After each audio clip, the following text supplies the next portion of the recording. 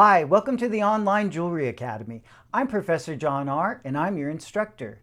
In this video, I'm going to teach you how to clean finished copper jewelry. Now, copper jewelry has increased in popularity due to the fact that it's got a warm, rich glow and it's inexpensive. But if you're like me and you've been making copper jewelry for clients, they often will contact you to find out what's the best way to clean their copper jewelry. So in this video, I'm going to show you how I take care of that. Now, in a previous video on enameling, you saw me use a copper cleaner called Penny Bright. Now, Penny Bright is a great cleaner for a surface that you don't mind having a bit of an aggressive sort of gritty kind of compound onto it that may diminish the polish that it has. That's why it works so well with enameling. But for a piece of copper jewelry that you've put a nice polish to, you don't want to destroy that polish. You just want to clean the surface. And the Wright's copper cleaner is a great way to do that. In a previous video, you saw me use Wright Silver Cream. Now, this product is very similar to the copper cleaner, but there's a big difference. The difference is this one you can get away without using any kind of gloves or eye protection, but not this one. This one's a little bit more irritating to the skin and you definitely don't want to get it in your eyes. So you should wear eye protection and you should have a pair of rubber gloves to wear. Now, common household kitchen gloves are just fine if you're just cleaning a few items, but if you're going to clean a massive amount of copper pieces, you definitely want to invest in gloves that are rated for handling chemicals. So what you want to do is when you open up this material, you want to take out the little sponge that comes with it.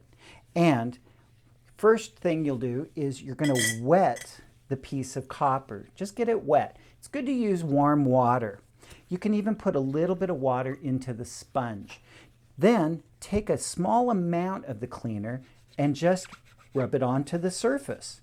Now, this cleaner is really gentle. It won't ruin your polish, but it will bring up a beautiful bright surface for you.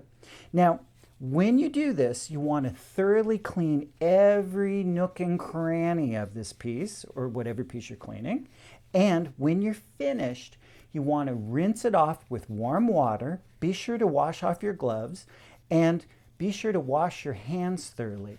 Then you can take a soft polishing cloth to dry off the piece because you don't want any spots or little rings from moisture lingering on the piece.